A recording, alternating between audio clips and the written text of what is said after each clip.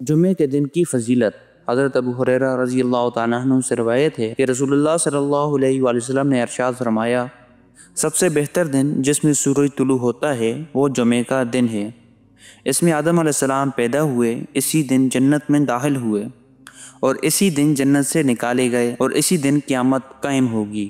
اور ابن عساکر رحمۃ اللہ علیہ نے حضرت انس رضی اللہ تعالیٰ عنہ سے بیان کیا ہے کہ جناب رسول اللہ صلی اللہ علیہ وآلہ وسلم نے ارشاد فرمایا کہ حضرت حوا علیہ السلام اور آدم علیہ السلام دونوں اکٹھے ننگے اتارے گئے، ان کے جسم پر جنت کے پتوں کے علاوہ کوئی لباس نہ تھا۔ حضرت آدم علیہ السلام کو گرمی کے احساس ہوا تو رونے لگے اور حضرت حوا علیہ السلام سے کہا کہ مجھے گرمی سے تکلیف محسوس ہو رہی ہے، تو حضرت جبرائیل علیہ السلام روئی لے کر آئے اور حضرت حوا علیہ السلام کو روئی کاٹنے کا حکم دیا اور اس کا طریقہ بتایا، اور حضرت آدم علیہ السلام کو کپڑا بننے کا حکم دیا اور ان کو اس کی تعلیم دی اور فرمایا کہ آدم نے جنت میں اپنی بیوی سے جماع نہیں کیا تھا یہاں تک کہ اس ممنوع درخت کا پھل کھا بیٹھے اور اتار دیے گئے، اور دونوں الگ الگ سوتے تھے، ایک وادی کے ایک کونے میں سوتا تھا اور دوسرا دوسرے کونے میں سوتا تھا۔ حضرت آدم علیہ السلام کو جبرائیل نے کہا کہ اپنی بیوی کے پاس جاؤ اور ان کو اس بات کا طریقہ بتایا۔ جب آدم علیہ السلام اپنی بیوی کے پاس آئے، جبرائیل علیہ السلام آئے اور پوچھا کہ اپنی عورت کو کیسا پایا؟ انہوں نے جواب دیا کہ اچھا پایا۔ یہ روایت غریب ہے اور اس کا مرفوع کہنا بہت زیادہ برا ہے۔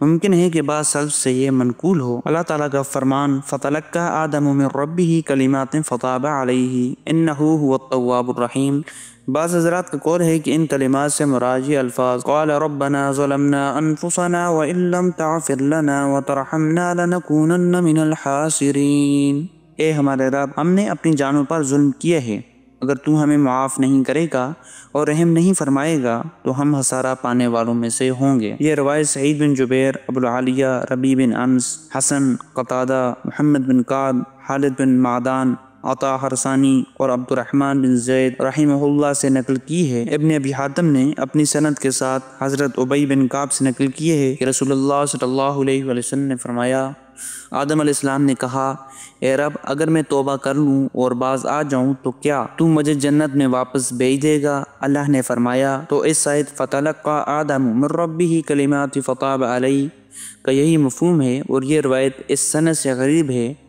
اور اس میں انقطاع ہے کیونکہ حسن کی ابی بن کعب سے ملاقات نہیں ہوئی۔ ابن ابی نے مجاہد سے بیان کیا ہے کہ وہ کلمات یہ تھے جس کا ترجمہ ہے، تو اے اللہ، تیرے سوا کوئی معبود نہیں، تو پاک ہے اپنی حمد کے ساتھ، اے میرے رب، میں نے اپنے نفس پر ظلم کیا ہے، بس تو مجھے معاف کر دے، تو رحم کرنے والوں میں سے سب سے بہتر ہے، اے اللہ، تیرے سوا کوئی معبود نہیں، تو پاک ہے اپنی حمد کے ساتھ، اے میرے رب، میں نے اپنے آپ پر ظلم کیا ہے، تو مجھے معاف فرما دے، بے شک تو معاف کرنے والا اور رحم کرنے والا ہے۔ اور حاکم نے مستدرک میں حضرت سعید بن جبیر کے واسطے سے حضرت ابن عباس رضی اللہ تعالیٰ عنہ سے روایت کی ہے کہ حضرت آدم علیہ السلام نے کہا، اے میرے پروردگار، کیا تو نے مجھے اپنے دونوں ہاتھوں سے نہیں بنایا؟ جواب دیا گیا کہ ہاں۔ اور کیا تو نے میرے اندر اپنی روح نہیں پھونکی؟ جواب دیا گیا ہاں۔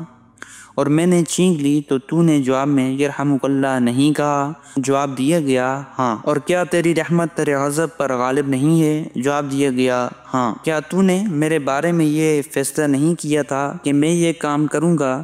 جواب دیا گیا ہاں۔ پھر حضرت آدم علیہ السلام نے کہا کہ اگر میں توبہ کر لوں تو کیا تو مجھے جنت کی طرف لوٹا دے گا؟ اللہ نے فرمایا ہاں۔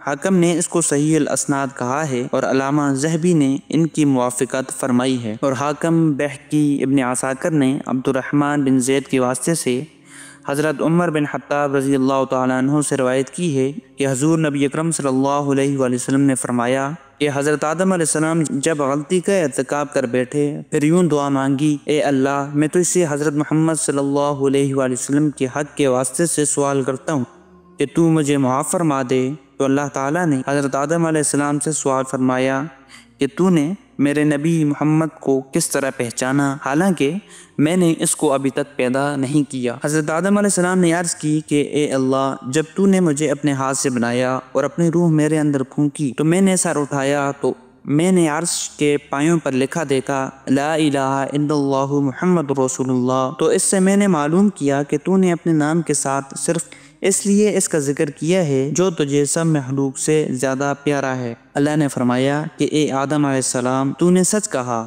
وہ مجھے سب مخلوق سے زیادہ محبوب اور پیارا ہے، اور جب تو نے میرے سے حق محمد کے واسطے سے سوال کیا تو میں نے تجھے معاف کر دیا، اور اگر محمد صلی اللہ علیہ وسلم کو پیدا نہ کرتا تو تجھے بھی پیدا نہ کرتا۔ امام بہقی نے اس میں عبد الرحمن بن زید بن اسلم منفرد ہیں اور یہ ضعیف ہے۔ فَتَلَقَّى آدَمَ مِن رَبِّهِ كَلِمَاتٍ، اللہ تعالیٰ کے اس فرمان میں وَعَصَىٰ آدَمُ رَبَّهُ فَغَوَىٰ و خدا کی مثل ہے، اور آدم علیہ السلام نے اپنے پروردگار کے حکم کے خلاف کیا تو وہ اپنے مطلوب سے بہرا ہو گئے۔